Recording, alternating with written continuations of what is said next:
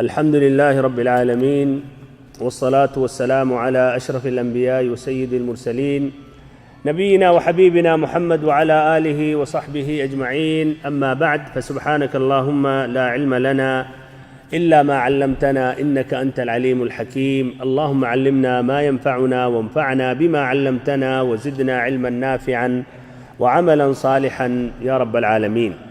ساری تعریفیں اللہ رب العالمین کے لیے ہیں اور مکمل ترین پورے طور پر درود و سلام اس کے رسول، اس کے حبیب، ہمارے امام، ہمارے سردار محمد صلی اللہ علیہ وسلم پر، آپ کی آل پر، آپ کے اصحاب پر، اور اس پر جس نے قیامت تک آپ کا راستہ اختیار کیا اور آپ کی ہدایت سے راہیاب ہوا. اور اللہ رب العزت سے دعا کرتا ہوں کہ ہم سبھی کا انہی میں شمار ہو جنہوں نے آپ صلی اللہ علیہ وسلم کا راستہ اختیار کیا اور آپ کی ہدایت سے راہیاب ہوئے. آمین یا رب العالمین.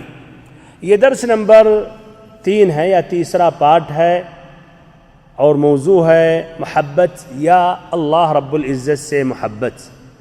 یہ سلسلہ واری جو دروس ہے اعمال قلوب، اس کا ایک اہم درس ہے اللہ تعالیٰ سے محبت، اور اس کا یہ تیسرا پارٹ ہے. سابقہ 2 درسوں میں نے 5 اہم نقاط جس کا تعلق اس موضوع سے محبت سے ہے وہ میں نے واضح کیا. نمبر 1، محبت کی تعریف، لغوی اور شرعی معنی، مطلب محبت کی قسمیں، اللہ تعالیٰ سے محبت کی نشانیاں.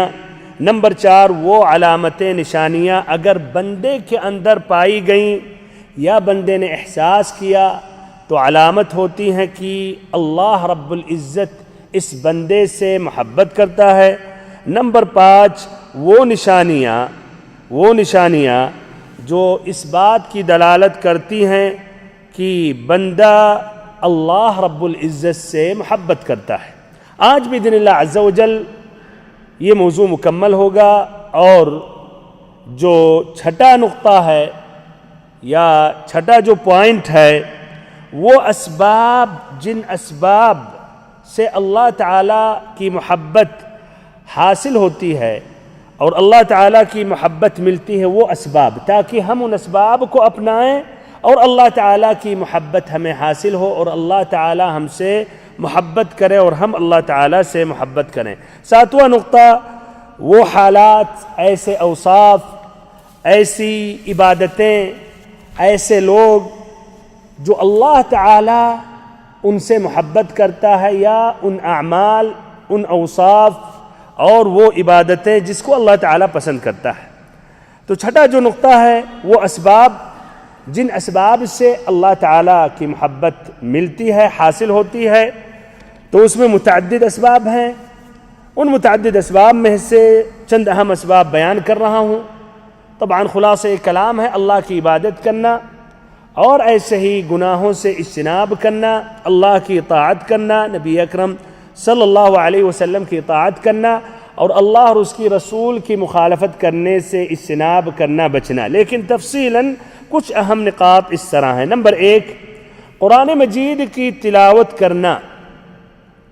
قرآن مجید کی تلاوت کرنا تدبر کے ساتھ، اور قرآن مجید کی آیتیں، اللہ کے کلام یا اللہ کا جو کلام ہے وہ کلام کو سمجھتے ہوئے، اور ایسے ہی اللہ تعالیٰ اپنے بندوں سے کیا چاہتا ہے وہ سمجھنا. تو یہ پہلا سبب ہے تاکہ اللہ تعالیٰ کی محبت حاصل ہو. اللہ رب العزت فرماتا ہے قرآن مجید میں، افلا يتدبرون القرآن ام على قلوب اقفالها، کیا یہ قرآن میں غور و فکر نہیں کرتے؟ کیا یہ قرآن میں غور و فکر نہیں کرتے، یا ان کے دلوں پر تالے لگے ہیں؟ یہ سورت محمد کی آیت نمبر 24 ہے. ایسے سورت صاد آیت نمبر 29 میں اللہ تعالیٰ فرماتا ہے، کتاب انزلناہ الیک مبارک لیدبروا آیاتہ ولیتذکر اولو الالباب، کہ ہم نے یہ کتاب نازل کی ہے، برکت والی کتاب ہے. یہ برکت ہی برکت ہے، ہر اعتبار سے اس میں برکت ہی برکت ہے، فائدہ ہی فائدہ ہے. دنیاوی اعتبار سے، اخروی آخرت کے اعتبار سے برکت والی کتاب ہے. یہ سراسر یہ برکت ہے، رحمت ہے، شفا ہے. کتاب انزلناہ الیک مبارک، کیوں اللہ تعالیٰ نے یہ مبارک کتاب نازل کی ہے؟ لیدبروا آیاتہ، تاکہ اس میں جو آیتیں ہیں، اللہ کا جو کلام ہے، غور و فکر کیا جائے، غور و فکر کیا جائے۔ وَلِيَتَذَكَّرَ أُولُو الْأَلْبَابِ، اور ایسے ہی جو عقل مند ہیں، ہوشیار ہیں، وہ اس سے عبرت حاصل کریں، اس سے عبرت حاصل کریں۔ تو ادھر بھائیو قرآن مجید کا مقصد کیا ہے؟ یہ برکت کتاب غور و فکر کیا جائے، اور ایسے ہی جو عقل مند ہیں وہ اس سے عبرت حاصل کریں، یعنی عمل کریں۔ اس کا معنی مطلب یہ ہوا کہ جو قرآن مجید سے عبرت حاصل نہیں کرتے ہیں، اس پر عمل نہیں کرتے ہیں، تو حقیقت میں عقل مند نہیں ہے۔ اگرچہ لوگوں کے نزدیک وہ عقل مند سمجھے جا رہے ہیں، لیکن حقیقت میں وہ عقل مند نہیں ہے۔ ایسی عقل کا فائدہ کیا ہے جو اللہ تعالیٰ تک نہ پہنچائے؟ ایسی عقل کا فائدہ کیا ہے جو قرآن مجید اللہ کا کلام، دین اسلام کا سب سے عظیم معجزہ، اس کو سمجھ نہ سکے، پڑھ نہ سکے، یا پڑھنے اور سمجھنے کی توفیق نہ ہو۔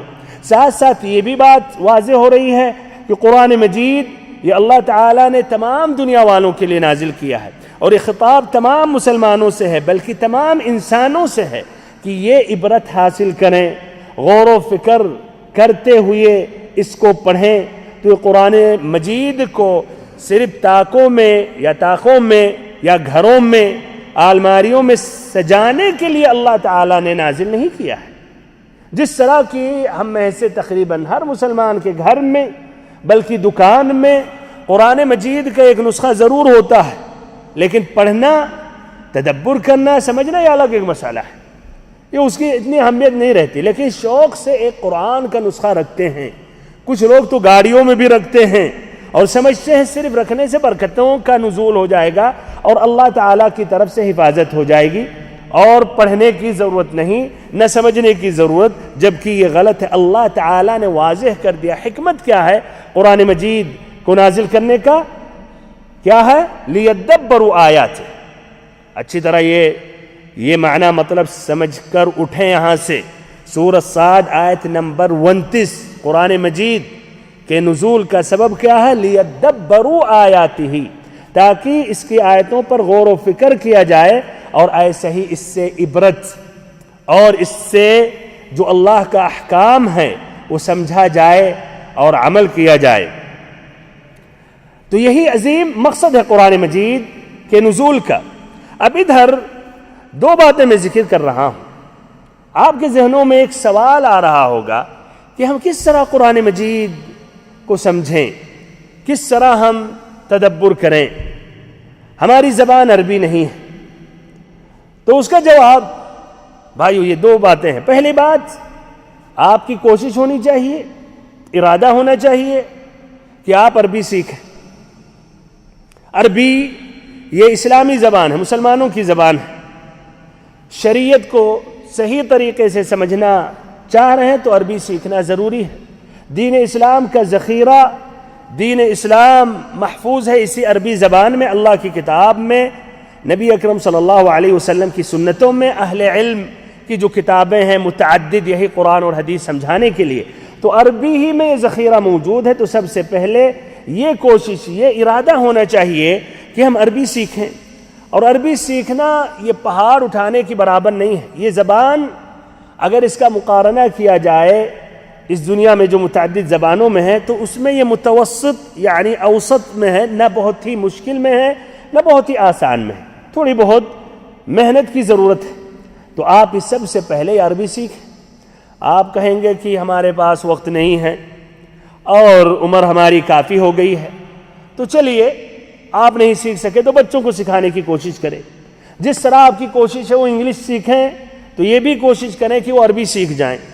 جس طرح انگلش سکھا رہے ہیں کہ ان کا مستقبل دنیاوی لحاظ سے بہتر ہو جائے، تو آپ کو اس سے زیادہ فکر مند ہونا چاہیے کہ عربی سیکھ لیں تاکہ ان کی آخرت بہتر ہو جائے۔ یہ نمبر ایک۔ نمبر دو، اب اگر عربی آپ نہیں سیکھ رہے ہیں تو آپ کو اب بھروسہ کرنا پڑے گا وہ کتابیں جو ترجمہ یا جو تراجم ہیں، تو معتبر کتابوں کا سہارا لیں۔ قرآن مجید کے جو تراجم ہیں یا تراجم معانی القرآن ہیں وہ پڑھیں، معتبر کتاب تفسیر کی یہ پڑھیں، کافی حد تک اللہ تعالیٰ کا جو مراد ہے اور ایسے ہی جو غور و فکر کرنا مقصد ہے اس کے ذریعے آپ پورا کر سکتے ہیں۔ ایسے ہی ساتھ اہل علم کا ایسا درس جہاں قرآن مجید کی تفسیر قرآن مجید کے متعلق ہے یہ بھی آپ جوائن کریں، اس سے بھی استفادہ کریں۔ تو اس طرح آپ اس آیت کریمہ پر عمل کر سکتے ہیں اور اللہ تعالیٰ کی محبت حاصل کرنے کے لیے ایک اہم سبب آپ اپنا رہے ہیں۔ دوسرا سبب اللہ تعالیٰ کی محبت حصول کے لیے ہے یا اللہ تعالیٰ کی محبت حاصل کرنے کے لیے ہے کہ بندہ یا آپ اور ہم اللہ کا تقرب حاصل کریں نوافل کے ذریعے فرائض کے بعد، یعنی وہ عبادتیں جو اللہ نے فرض کی ہیں ان فرائض کو مکمل کرنے کے بعد ادا کرنے کے بعد نوافل کا بھی اہتمام کرنا۔ ہم اچھی طرح جانتے ہیں کہ بہت سی عبادتیں فرض ہیں اور انہی عبادتوں میں سے کچھ نوافل ہیں۔ مثلا یہ نمازیں 5 وقت کی نمازیں کیا ہیں؟ فرض ہیں، اور ایسے ہی پھر نوافل ہیں، اس میں سنن رواتب ہیں، صلاۃ الوتر ہے، کچھ اہل علم واجب بھی کہتے ہیں، تہجد کی نماز ہے، ضحیٰ کی نماز ہے، تحیۃ المسجد ہے اور یہ بھی واجب ہے کچھ اہل علم کے نزدیک اگر آپ مسجد میں داخل ہو رہے ہیں۔ ایسے ہی نفل مطلق ہے، اوقات نہیں ہے تو آپ نوافل پڑھ سکتے ہیں بغیر کوئی عدد متعین کیے ہوئے جو میسر ہو۔ تو المہم یہ فرائض اور نوافل۔ ایسے ہی روزہ فرض ہے رمضان المبارک کے مہینے میں، باقی سال میں پورے مہینوں میں نوافل بھی ہیں، اس میں ہر ہفتے میں پیر کے دن روزہ رکھنا یا پیر اور جمعرات، ایسے ہی ہر مہینے میں 3 دن روزہ رکھنا، ایسے ہی عرفہ کے دن روزہ رکھنا، عاشورہ کے دن روزہ رکھنا، ایسے ہی حج اور عمرہ زندگی میں ایک مرتبہ فرض ہے لیکن اس کے بعد پھر حج اور عمرہ ادا کرنا یہ نوافل میں ہے، اس کا بھی اہتمام کرنا چاہیے۔ تو سب سے پہلے فرائض کا اہتمام کرنا، اس کے بعد نوافل کا اہتمام کرنا۔ دیکھیے اس کی فضیلت کیا ہے، حدیث قدسی میں ہے، صحیح امام بخاری کی روایت ہے، ابو ہریرہ رضی اللہ عنہ سے مروی ہے، نبی اکرم صلی اللہ علیہ وسلم فرماتے ہیں کہ رب العزت نے فرمایا من عادى لي وليا فقد آذنته بالحرب، کہ جس نے کسی ولی سے یا ہمارے کسی دوست سے دشمنی کی تو میں اس شخص سے اعلان جنگ کرتا ہوں۔ گویا ولی کی دشمنی اللہ تعالی سے دشمنی ہے۔ وما تقرب الی عبدی بشیء احب الی مما افترضته علیہ، اور ہمارا بندہ جو ہمارا تقرب حاصل کرتا ہے مختلف عبادتوں کے ذریعے، ان عبادتوں میں جو سب سے زیادہ ہمیں پسند ہے وہ فرائض ہے، یعنی جو اللہ نے فرض کیا ہے اس کے ذریعے جو بندہ اللہ کا تقرب حاصل کرتا ہے تو اللہ کو یہ زیادہ پسند ہے، نوافل سے زیادہ پسند ہے۔ تاکہ بات واضح ہو جائے، 5 وقت کی نمازیں یہ اللہ کو زیادہ محبوب ہیں یا پوری رات تہجد کی نماز پڑھنا؟ 5 وقت کی نمازیں، یا کہیے فجر کی نماز ٹائم سے جماعت کے ساتھ پڑھنا یہ بہتر ہے، یا پوری رات عشاء کے بعد سے لے کر یا آدھی رات 1/3 رات بندہ تہجد میں گزارے؟ کون سا دونوں میں سے کون سا زیادہ محبوب ہے اللہ تعالیٰ کو؟ فجر کی نماز۔ ایسے ہی اگر ایک بندہ قصدن جان بوجھ کے قصدن، کوئی مجبوری نہیں تھی، نہ مریض تھا نہ سفر میں تھا، اس نے ایک دن رمضان کا روزہ ترک کر دیا، روزہ نہیں رکھا، لیکن پورا باقی سال میں تقریباً وہ ایک دن چھوڑ کر ایک دن روزہ رکھ رہا ہے، گویا 6 مہینہ روزہ رکھا، اور ایک بندے نے صرف فرائض کا اہتمام کیا اور نفلی روزہ اس نے نہیں رکھا۔ دونوں میں کون سا بہتر ہے؟ جس نے فرائض کا اہتمام کیا۔ تو فرائض اور نوافل کا مقارنہ ہی نہیں، اسی لیے ہمارے وہ بھائی جو فجر میں آ کر فرض نماز شروع ہو جاتی نوافل میں مشغول رہتے ہیں، حقیقت میں یہ بات نہیں سمجھ رہے ہیں، فرائض اور نوافل سے مقارنہ ہی نہیں۔ ایسے ہمارے وہ بھائی جو رمضان میں عشر الاخیر، آخری عشرے میں وہ تراویح کی نماز پڑھتے ہیں، تہجد کی نماز پڑھتے ہیں، اور فجر سے پہلے جا کر سحری کر کے سو جاتے ہیں. یہ نقصان میں اپنے آپ کو کر رہے ہیں. اس سے بہتر آپ نہ تہجد پڑھتے نہ تراویح پڑھتے, فجر کی نماز ٹائم سے جماعت کے ساتھ ادا کر لیتے. المہم تو اللہ تعالیٰ فرماتا ہے یہ فرائض سب سے زیادہ ہمیں پسند ہے مختلف قسم کی عبادتوں میں. پھر رب العزت فرماتا ہے وَمَا يَزَالُ عَبْدِي يَتَقَرَّبُ إِلَيَّ بِالنَّوَافِلِ حَتَّى أُحِبَّهُ. بندہ جب ہمارا تقرب حاصل کرتا ہے نوافل کے ذریعے تو میں اس سے محبت کرنے لگتا ہوں. تو فرائض سب سے نمبر 1, پھر فرائض کے بعد نوافل کا بھی اہتمام کرنا ضروری ہے. اور اللہ تعالی جب بندہ یہ نوافل کے ذریعے اللہ کا تقرب حاصل کرتا ہے, اللہ تعالی بندے سے محبت کرنے لگتا ہے. فرماتا ہے رب العزت فَإِذَا أَحْبَبْتُهُ كُنْتُ سَمْعَهُ الَّذِي يَسْمَعُ بِهِ وَبَصَرَهُ الَّذِي يُبْصِرُ بِهِ وَيَدَهُ الَّتِي يَبْطِشُ بِهَا وَرِجْلَهُ الَّتِي يَمْشِي بِهَا.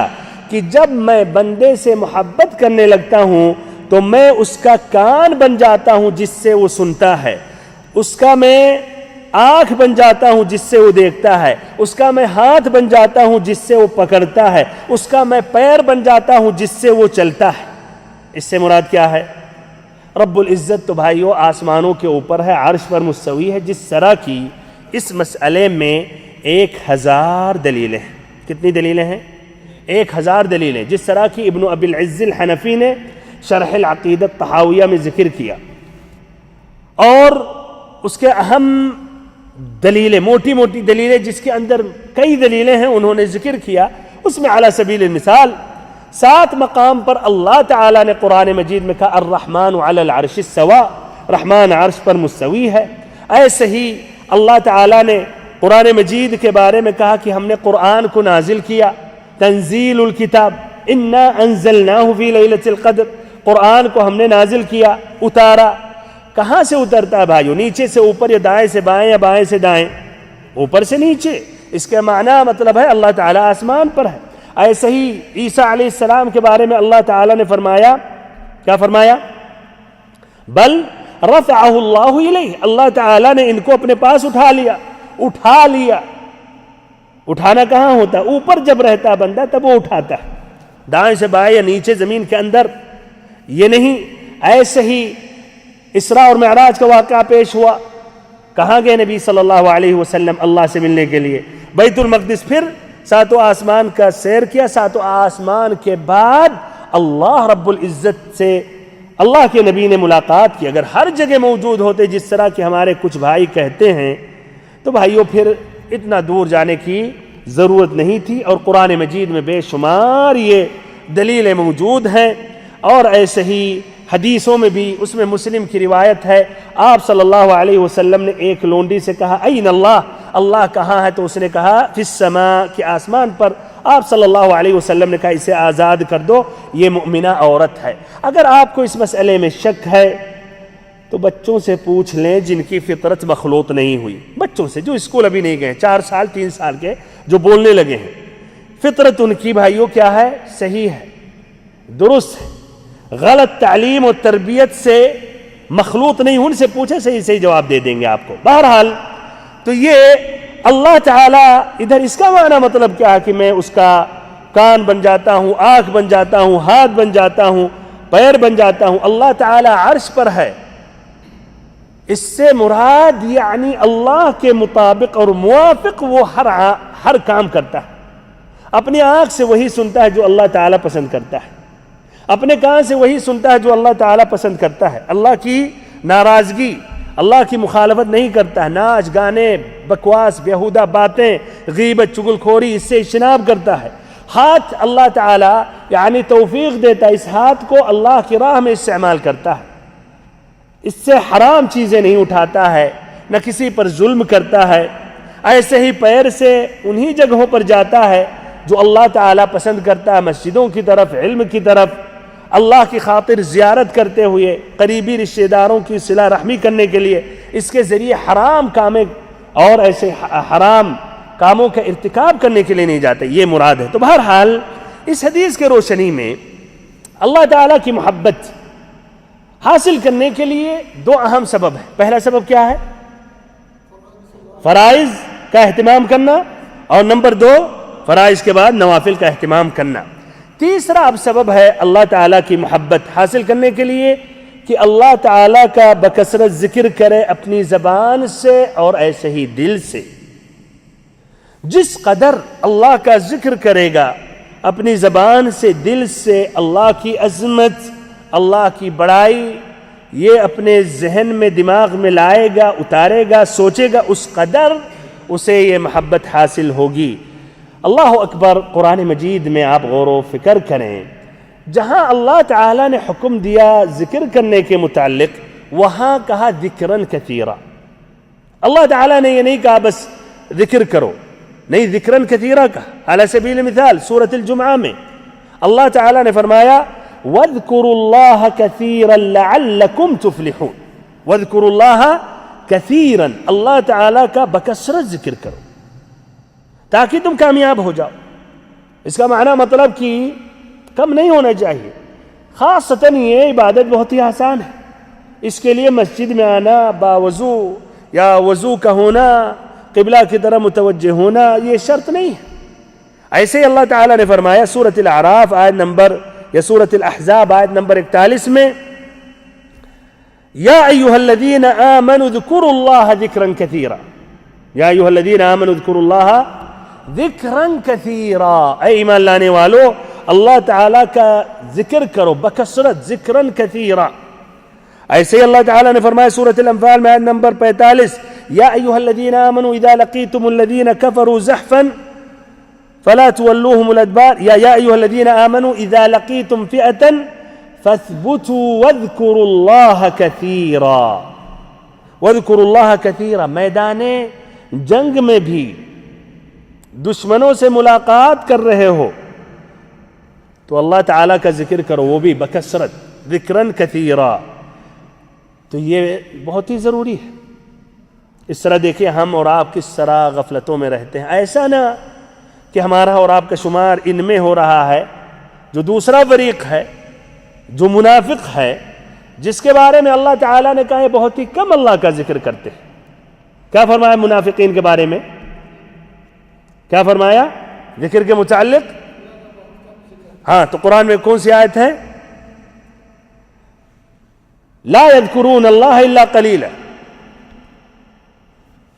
یہ اللہ تعالیٰ کا بہت ہی کم ہی ذکر کرتے ہیں، بہت ہی کم۔ تو یہ تیسری علامت ہے، تیسرا سبب اللہ تعالیٰ کی محبت حاصل کرنے کے لیے۔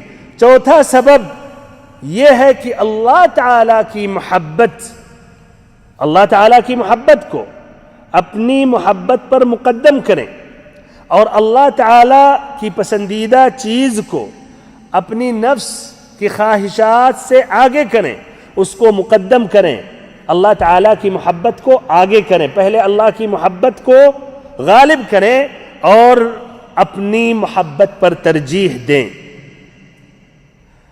اور یہ جو کہا جاتا ہے ایثار، ایثار کا معنی کیا ہے؟ کہ آدمی اپنے نفس پر کسی کو آگے بڑھا دے۔ اسے پیاس لگی ہے، بغل میں ایک مسلمان ملا، اسے بھی پیاس لگی ہے، صبر کر لیتا اس کو دے دے کہ پی لو۔ ایثار، جس طرح کی انصاریوں کے بارے میں اللہ تعالیٰ نے ذکر کیا، وَيُؤْثِرُونَ عَلَىٰ أَنفُسِهِمْ وَلَوْ كَانَ بِهِمْ خَصَاصَةٌ۔ جب مہاجرین وہاں پہنچے تو انہوں نے اپنی نفس پر بھی ان مہاجرین کو انہوں نے ترجیح دی۔ تو یہ ایثار ہے۔ تو اللہ تعالیٰ کی محبت کو مقدم کریں، اپنی نفس کی جو چاہت ہے، خواہش ہے، اس سے اللہ کی محبت کو مقدم کریں۔ اس کے تحت دو چیزیں ہیں، دو باتیں ہیں۔ نمبر ایک کہ اللہ تعالیٰ کو جو پسند ہے اس کو آپ کریں اگرچہ آپ کی نفس وہ نہیں چاہ رہی ہے۔ مثلا ٹھنڈی میں فجر کی نماز میں اگر چھٹی ہے جمعہ کے دن، کتنے اتنے بھائی ہیں جو فجر کی نماز نہیں پڑھتے، ان کی بات کر رہا ہوں جو اور دنوں میں پڑھتے ہیں، اسے ڈیوٹی پہ جانا رہتا ہے تو فجر کی نماز بھی پڑھ لیتے ہیں۔ اب یہاں آپ کو کمبل، گرم کمبل پسند ہے، یا باہر اتنی ٹھنڈی ہے اور تکلیف پہنچے گی، خاصتاً اگر مسجد میں اتنا انتظام نہیں ہے، کیا مقدم کریں گے؟ یہاں آپ خود اپنے بارے میں فیصلہ کر لیں۔ کہ آپ اللہ کی محبت کو مقدم کر رہے ہیں یا اپنی نفس کی محبت مقدم کر رہے ہیں. اسی سے متصل یہ حدیث جو مسلم نے روایت کی ہے، الا ادلکم علی ما یمحو اللہ بہن الخطایا ویرفع الدرجات، کہ کیا تم لوگوں کو وہ باتیں نہ بتلاؤں جس سے اللہ رب العزت گناہوں کو بخش دے گا اور تمہارے درجات کو بلند کرے گا. صحابہ کرام نے کہا ضرور آپ بتائیں. تو آپ صلی اللہ علیہ وسلم نے کہا اسباغ الوضوء علی المکارہ، کراہت کے باوجود بھی وضو مکمل کرنا. یہ بھی بھائی ایک مسئلہ ہے. بہرحال اللہ تعالیٰ نے ہمیں اور آپ کو اتنی نعمتوں سے نوازا ہے، ماشاءاللہ. گرم پانی، ہیٹر، کوئی فرق ہی نہیں پڑتا. نہ گرمی میں گرمی کا احساس ہوتا ہے، نہ ٹھنڈی میں ٹھنڈی کا یا ٹھنڈک کا احساس ہوتا نہیں ہوتا ہے. لیکن ایسے مراحل، ایسے حالات سے آپ گزر سکتے، تو کیا یہاں نماز ہی چھوڑ دیں؟ یا کچھ لوگ جس طرح ماشاءاللہ خود سے فتویٰ دے دیتے تیمم کر لیتے ہیں. نہیں، یہاں آپ اللہ کی مرضات کو مقدم کریں. اسباغ الوضوء علی المکارہ، نفس نہیں چاہ رہی ہے یہ چمڑی، یہ جو آپ ایک دم اس کو ڈھکے ہوئے ہیں، ٹھنڈی سے، ٹھنڈک سے بچا رہے ہیں، زکام نہیں ہو جائے، نزلہ نہ ہو جائے، تو آپ اس پر بھی پانی پہنچائیں مکمل. پانی ٹھنڈا تکلیف ہو رہی تب بھی. اسباغ الوضوء علی المکارہ. ایسے ہی وکثرۃ الخطی الی المساجد، مسجدوں کی طرف آپ جائیں زیادہ سے زیادہ قدم بڑھاتے ہوئے. اور ایسے ہی انتظار الصلاۃ بعد الصلاۃ، ایک نماز کے بعد دوسری نماز کا انتظار کرنا. آپ صلی اللہ علیہ وسلم نے فرمایا فذالکم الرباط، فذالکم الرباط، یہی ہے الرباط فی سبیل اللہ. جو اسلامی سرحدوں کی جو حفاظت کی جاتی ہے، وہاں جا کر جگنا اور ایسے ہی رات بھر سونا نہیں، یہ اسی کی طرح اس میں اجر اور ثواب ہے. چلیے بدل. ایسے ہی نمبر 2، وہ چیز جو اللہ تعالی پسند نہیں کرتا ہے، جو اللہ کے نزدیک مبغوض ہے، اس کو ترک کر دینا. اگرچہ آپ کی نفس چاہ رہی کہ ہم یہ کریں. بہت سی ایسی چیزیں ہیں، وسائل بڑھ رہے ہیں، آپ کی نفس چاہتی میں بھی دیکھ لوں. یہ بھی جو لوگ یہ ناچ گانے، فلمیں، بہت سے ایسے کلپس، بہت سے ایسی آج کل ویڈیو میں مثلا نفس آپ کی چاہ رہی کہ ہم بھی دیکھیں، تاکہ آپ کی نفس کو بھی وہ اس کا ایک مزہ مل جائے جس طرح اور لوگ بتاتے ہیں. تو آپ یہاں یہ آپ نفس کی اتباع کریں گے، اطاعت کریں گے، یا اللہ تعالیٰ نے حرام کیا تو اس سے اجتناب کریں گے؟ یہاں آپ امتحان اپنا لے لیں، خود فیصلہ کر لیں.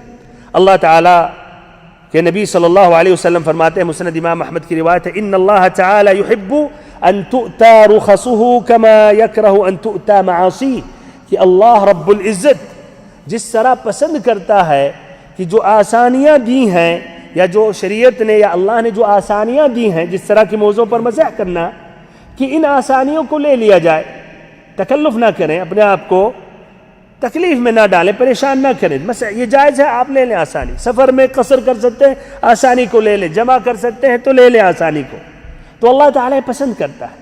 اور ایسے ہی جس طرح کی اللہ پسند کرتا ہے، تو ایسے اللہ تعالیٰ کو یہ چیز پسند نہیں ہے کہ اللہ تعالیٰ نے جس چیز کو حرام کیا اس کا ارتکاب کیا جائے. 5واں سبب اللہ تعالیٰ کی محبت کے حصول کے لیے اللہ تعالیٰ کے جو احسانات ہیں، اللہ تعالیٰ کے جو احسانات ہیں، اللہ تعالیٰ کی جو نعمتیں ہیں، ظاہری باطنی نعمتیں، چاہے آپ کی ذات میں، آپ کی نفس میں، آپ کے اہل و عیال میں، یا آپ کے ملک میں، یا آپ کے ایسے ہی جہاں آپ رہ رہے ہیں امن، سکون، اطمینان ہے، یا ایسے ہی جاب کے متعلق، روزی کے متعلق، یہ متعدد جو نعمتیں ہیں، ان نعمتوں کا احساس کرنا اور اللہ کا شکر کرنا.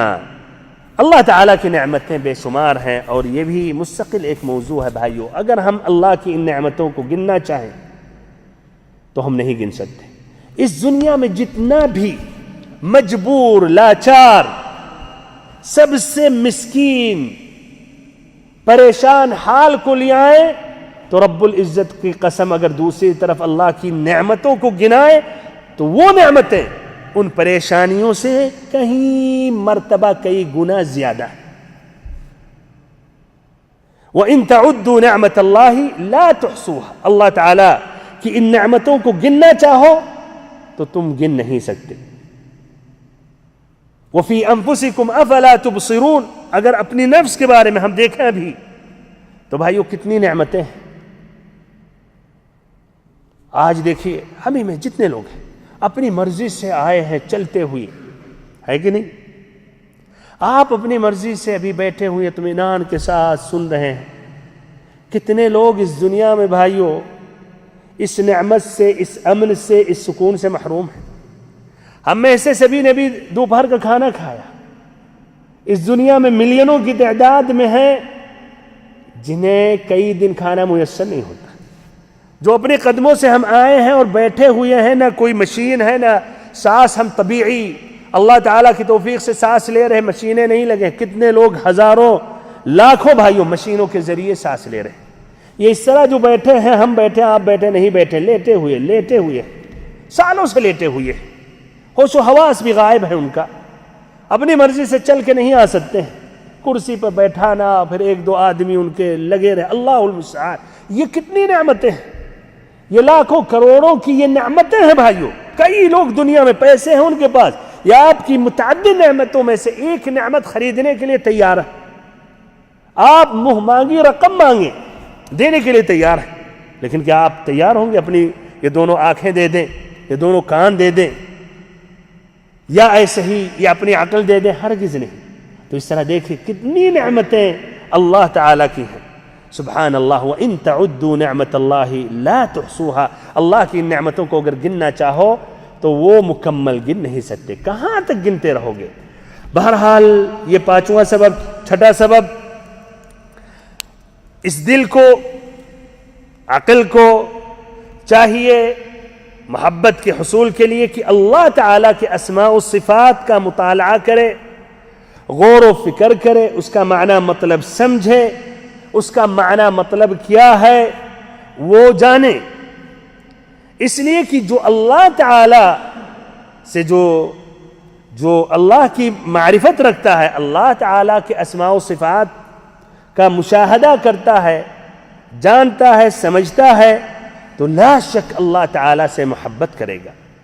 مثلا رب العزت قریب مجیب ہے، اللہ تعالیٰ ہم سبھی سے قریب ہے، قریب ہے اس لیے سب کو دیکھتا ہے اور سب کی سنتا ہے، مجیب دعا قبول کرنے والا ہے، تو اس پر ہمیں غور و فکر کرنا چاہیے۔ پھر اس کے بعد جب قریب ہے تو اس سے سوال کرنا چاہیے، جب وہ مجیب ہے، جواب دیتا ہے، تو ہمیں بھروسہ کرتے ہوئے اطمینان کے ساتھ ہمیں دعا مانگنی چاہیے۔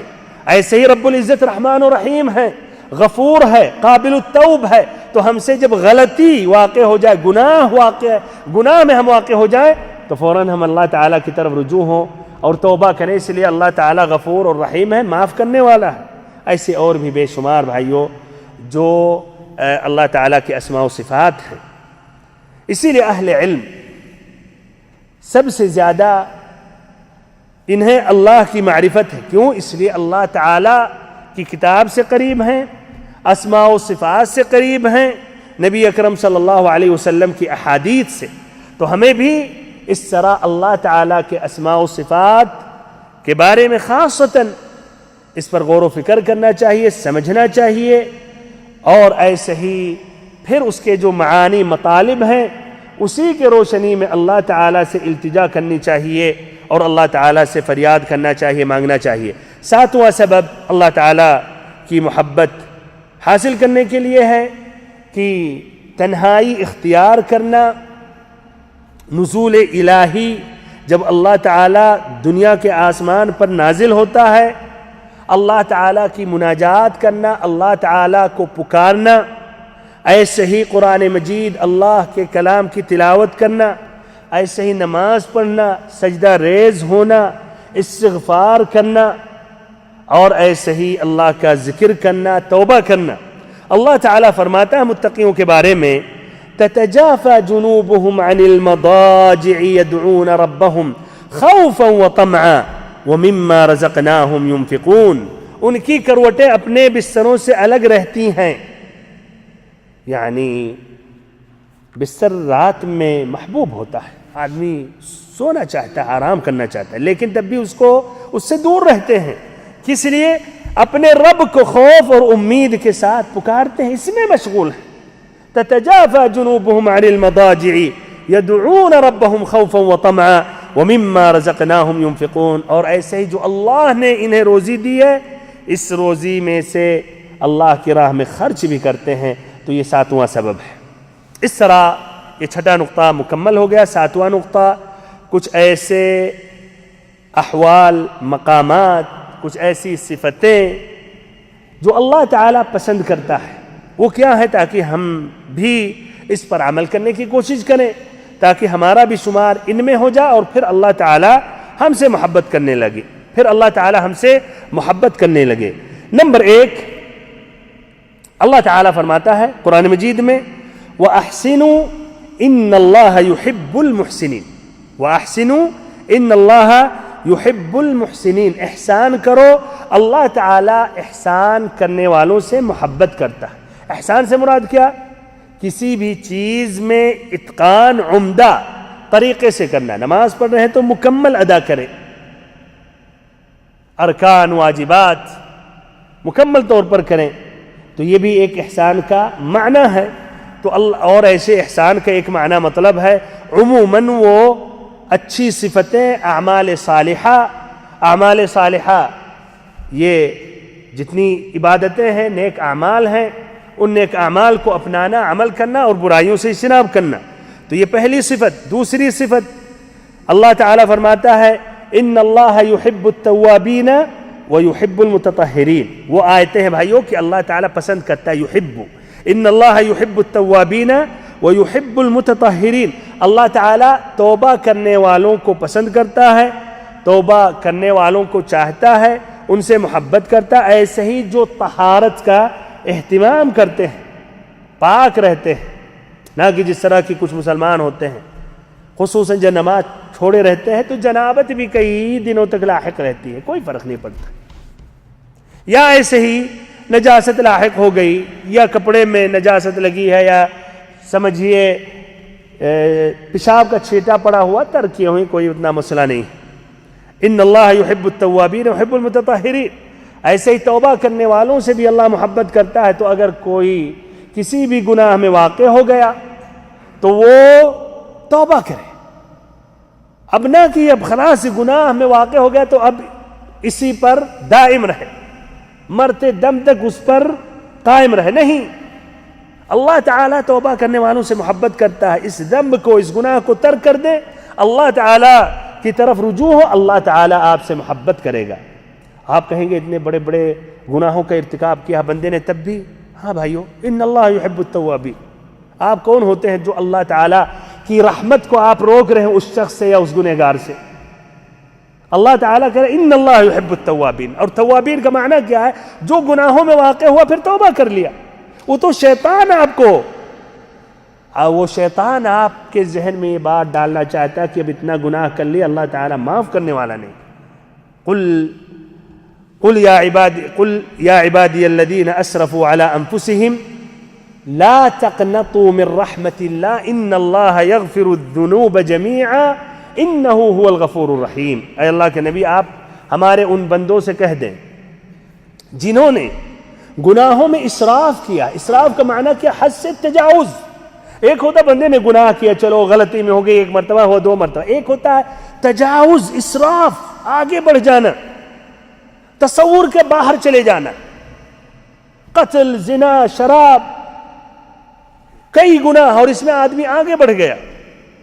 اسراف. اللہ تعالیٰ کیا کہتا ہے؟ قل یا عبادی الذین اسرفوا علی انفسہم لا تقنطوا من رحمت اللہ. نمبر 1 تو کہا ہمارے وہ بندے، جس میں کیا ہے؟ شفقت ہے کہ ہمارے بندے ہو. قل یا عبادی الذین اسرفوا علی انفسہم لا تقنطوا من رحمت اللہ. اللہ کی رحمت سے مایوس نہ ہو. ان اللہ، بے شک. نمبر 3، ان اللہ یغفر الذنوب، گناہوں کو بخشنے والا ہے، جمیعاً، پورے گناہوں کا. یہ نہیں کہ کچھ گناہ کو نہیں معاف کرے گا. تو یہ نمبر 2 ہے، ان اللہ یحب التوابین ویحب المتطہرین. ایسے ہی نمبر 4 واللہ یحب الصابرین، سورۃ آل عمران آیت نمبر 146، اللہ تعالی صبر کرنے والوں سے محبت کرتا ہے۔ تو اگر آپ کسی بھی مصیبت میں واقع ہیں، بیماری میں، یا ایسے ہی آپ کی بیوی بیمار ہو گئی، یا بچہ بیمار ہے، دائمی بیماری ہے جس کی وجہ سے آپ پریشان رہتے، آپ کا کافی وقت چلا جاتا ہے، کافی پیسہ جا رہا ہے، صبر کریں، صبر کریں، اللہ نے مقدر کیا ہے، اور صبر کرنے والے سے اللہ محبت کرتا ہے۔ کیا آپ نہیں چاہتے ہیں کہ شاید ہی اللہ تعالیٰ نے آپ کو آزمائش میں مبتلا کیا ہے تاکہ صبر کریں، پھر صبر کرنے کے بعد اللہ آپ سے محبت کرے؟ اللہ تعالیٰ فعال لما یرید، صبر کریں یا نہ کریں، اللہ نے جو مقدر کیا آپ کے سر پر آ کر رہے گا۔ لیکن اگر آپ نے صبر کیا، راضی ہو گئے اللہ تعالیٰ کے قضاء و قدر پر، تو اس میں فائدہ کس کا ہے؟ آپ کا فائدہ ہے۔ اور ہر حال میں اللہ کا شکر کرنا چاہیے، ہر حال میں اللہ کا شکر کرنا چاہیے اور راضی ہو جانا چاہیے۔ تو یہ ہے نمبر 4 واللہ یحب الصابرین۔ نمبر 5 آل عمران آیت نمبر 159 ان اللہ یحب المتوکلین، اللہ تعالی کن سے محبت کرتا ہے؟ جو اللہ پر بھروسہ کرتے ہیں، توکل کرتے ہیں، اللہ پر بھروسہ کرتے ہیں، اللہ پر اعتماد کرتے ہیں۔ ایسے ہی نمبر 5 یا نمبر 6 اللہ تعالیٰ نے ذکر کیا کہ متقیوں سے محبت اللہ تعالیٰ کرتا ہے، سورۃ آل عمران آیت نمبر 76 فإن اللہ یحب المتقین، سورۃ التوبہ آیت نمبر 4 اور 7 میں ان اللہ یحب المتقین، اللہ تعالیٰ متقیوں سے، پرہیزگاروں سے محبت کرتا ہے۔ ایسے ہی نمبر 7 اللہ تعالیٰ نے کہا اللہ تعالیٰ مقسطین سے محبت کرتا ہے، جو عدل کرتے ہیں، جو عدل و انصاف سے فیصلہ کرتے ہیں۔ یہ بھی بھائیو کہنا آسان ہے، لیکن کبھی کبھی جب مسئلہ آتا ہے کہ ہمارا اور آپ کا، تو یہاں آدمی پھر تأویلیں شروع کر دیتا ہے، یا ہمارا لڑکا آپ کا لڑکا ہے، یہاں پھر اپنے لڑکی کی طرف مائل ہو جاتا ہے۔ یہ بھی بہت ہی خطرناک موڑ ہے۔ معمولی آزمائشوں میں کچھ لوگ فیل ہو جاتے ہیں بھائیو، جبکہ آپ کی ذمہ داری آپ عدل و انصاف سے فیصلہ کریں، نہیں، یہاں مصلحت ہے اس کی طرف مائل ہو گئے۔ آپ کے گاؤں کا ہے، آپ کے علاقے کا ہے، آپ کے ملک کا ہے، آپ کا رشتہ دار ہے، اس کا حق زیادہ بنتا ہے کہ اس جاب میں اسی کو رہنا چاہیے، لیکن تب بھی آپ اس کو آگے بڑھا رہے ہیں، یا ایسے آپ فیصلہ کر رہے ہیں، اس کے حق میں فیصلہ کر رہے ہیں، جبکہ جان رہے فیصلہ اس کے حق میں ہونا چاہیے۔ تو بہرحال اللہ تعالی عدل کرنے والوں سے محبت کرتا ہے۔ سورۃ المائدہ آیت نمبر 42 ان اللہ یحب المقسطین، اللہ تعالی عدل کرنے والوں سے محبت کرتا ہے۔ ایسے نمبر 8 اللہ تعالی ان سے محبت کرتا ہے جو اللہ کی راہ میں صف بستہ، ایک صف سیدھے کھڑے ہو کر وہ اللہ کی راہ میں جہاد کرتے ہیں اور کافروں سے لڑتے ہیں۔ فرماتا ہے رب العزت ان اللہ یحب الذین یقاتلون فی سبیلہ صفا کأنہم بنیان مرصوص، کہ اللہ رب العزت ان لوگوں سے محبت کرتا ہے جو اللہ کی راہ میں قتال کرتے ہیں، جنگ کرتے ہیں، سب بستہ جہاد کر کے، گویا وہ سیسے یا سیسا پلائی ہوئی عمارت، یعنی مضبوط عمارت کی طرح کھڑے ہو کر۔ ایسے ہی نمبر 9 اللہ تعالیٰ کے نبی صلی اللہ علیہ وسلم نے فرمایا ان اللہ تعالی یحب العبد التقی الغنی الخفی، اللہ تعالیٰ اس بندے سے محبت کرتا ہے جو تقی ہو، متقی ہو اور غنی ہو، لوگوں سے بے نیاز ہو، جھکتا نہیں ہو، رویا گایا نہیں کرتا ہو، اپنی ضرورتیں نہیں پیش کرتا ہے بلکہ بے نیاز ہے۔ اور ایسے الخفی یعنی چھپا ہوا، جو مناصب، عہدوں اور شہرت کے چکر میں نہیں ہوتا ہے، تو ایسے بندے سے اللہ تعالی محبت کرتا ہے۔ کیا ہے؟ ان اللہ تعالی یحب العبد التقی الغنی الخفی، متقی، لوگوں سے بے نیاز، جو عہدے، مناصب، شہرت کی تلاش میں نہیں ہوتا ہے بلکہ لوگوں سے منقطع رہتا ہے، جس میں فائدہ ہوتا ہے اسی میں رہتا ہے، فالتو چیزوں میں، ان شہرت ان عہدوں کے چکروں میں نہیں ہوتا ہے۔ نمبر 10، ایسے ہی بیہقی کی روایت ہے، اس میں آتا ہے کہ ان اللہ یحب ان یرا اثر نعمته علی عبده، کہ اللہ رب العزت جب اپنے بندے کو کوئی نعمت عطا کرتا ہے تو چاہتا ہے کہ یہ نعمت ظاہر ہو جائے بندے پر۔ تو اللہ تعالیٰ نے اگر مال و دولت عطا کیا ہے تو آپ کو اللہ نے جو نعمتیں دی ہیں تو آپ کے گھر پر واضح ہونا چاہیے، آپ کی سواری پر، آپ کے کپڑے میں، لیکن بغیر غلو مبالغہ کیے ہوئے، بغیر اسراف کیے ہوئے، بغیر گھمنڈ کیے ہوئے، یعنی ایک اوسط حال اپنانا چاہیے۔ بہت زیادہ اب ایسی حالت میں خاک ساری ظاہر کرنا مناسب نہیں ہے۔ ایسے ہی نمبر 11، اللہ تعالیٰ کے نبی صلی اللہ علیہ وسلم نے فرمایا، یہ موطا امام مالک کی روایت ہے، اللہ رب العزت فرماتا ہے وجبت محبتی للمتحابین فی والمتجالسین فی والمتزاورین فی والمتبادلین فی، کہ ہماری محبت واجب ہو گئی ان لوگوں کے لیے جو ہماری خاطر محبت کرتے ہیں آپس میں ایک دوسرے سے، ہمارے خاطر ایک دوسرے کے ساتھ بیٹھتے ہیں، اللہ کی خاطر بیٹھتے ہیں مجلس علم میں، مجلس دین میں، مجلس ذکر میں، اور ہماری خاطر وہ زیارت کرتے ہیں ایک دوسرے کی، اور ہمارے خاطر وہ کیا، اللہ کی راہ میں خرچ کرتے ہیں، چاہے مال ہو، وقت ہو، صحت ہو یا جسمانی خرچ کرنا، تعاون کرنا دین کے لیے۔ تو اللہ تعالیٰ کیا کہتا ہے کہ ہماری محبت واجب ہو گئی۔ ایسے بھی لوگ خوش نصیب ہے بھائی، کچھ لوگوں کو اللہ تعالیٰ توفیق دیتا ہے، کاموں میں آگے آگے رہتے ہیں، پیش رہتے ہیں، جس میں امت کا فائدہ ہو، مسلمانوں کا فائدہ ہو، آگے آگے رہتے ہیں، جہاں بھی آپ کہہ دیں اس کے لیے تیار، سورج میں گرمی میں بھی جانا ہو، پیپر بانٹنا ہو، تقسیم کرنا ہو، اعلان کرنا ہو، ترتیب تنظیم، کھلانا پلانا، یہ بھی بھائیو ایک بہت اچھا کام ہے۔ اللہ تعالیٰ فرماتا، حدیث قدسی ہے کہ ہماری محبت واجب ہو گئی، جو ہمارے لیے محبت کرتے ہیں، بیٹھتے ہیں، زیارت کرتے ہیں اور بدل کرتے ہیں، عطا کرتے ہیں، دیتے ہیں ان کے لیے۔ اور وہ مشہور حدیث ہے مسلم کی، جو شخص اپنے گاؤں سے نکلا اپنے بھائی کی زیارت کے لیے، فرشتے کو اللہ نے راستے میں بھیجا، کہا کہاں جا رہے ہو؟ کہا فلاں گاؤں۔ کس لیے؟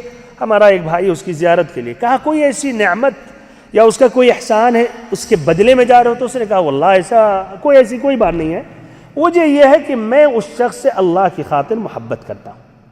تو کہا میں اللہ تعالیٰ کی طرف سے بھیجا ہوا ہوں یہ بتانے کے لیے، یہ خوشخبری سنانے کے لیے کہ اللہ تعالیٰ تم سے محبت کرتا ہے، اس لیے کہ تو نے اس شخص سے اللہ کے خاطر محبت کی۔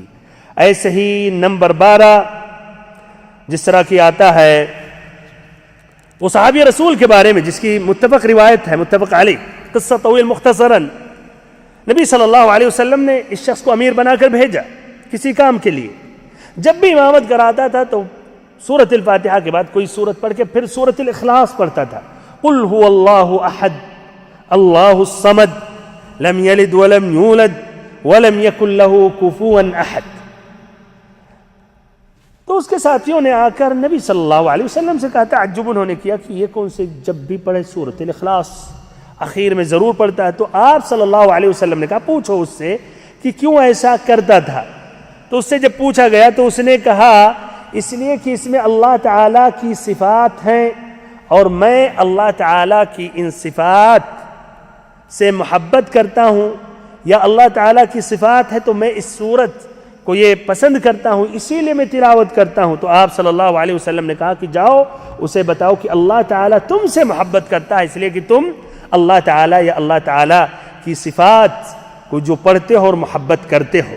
تو اس میں جو ہے احد یعنی تنہا اور اکیلا ہے، نہ اللہ کے افعال میں کوئی شریک ہے، نہ عبادت میں اللہ کے ساتھ کوئی اور شریک ہے۔ الصمد جو بے نیاز ہے، سب اس کے محتاج ہیں، وہ کسی کا محتاج نہیں ہے۔ تو یہ عظیم صفتیں ہیں، اور یہ بھی کہا جاتا ہے کہ الاحد اور ایسے ہی الصمد یہ من اسماء اللہ، اسم اللہ الاعظم میں سے جو اللہ تعالیٰ کا عظیم نام ہے، جس سے اگر سوال کیا جائے تو اللہ تعالیٰ جواب دیتا ہے اور بندے کی جو حاجت ہوتی ہے پوری کرتا ہے۔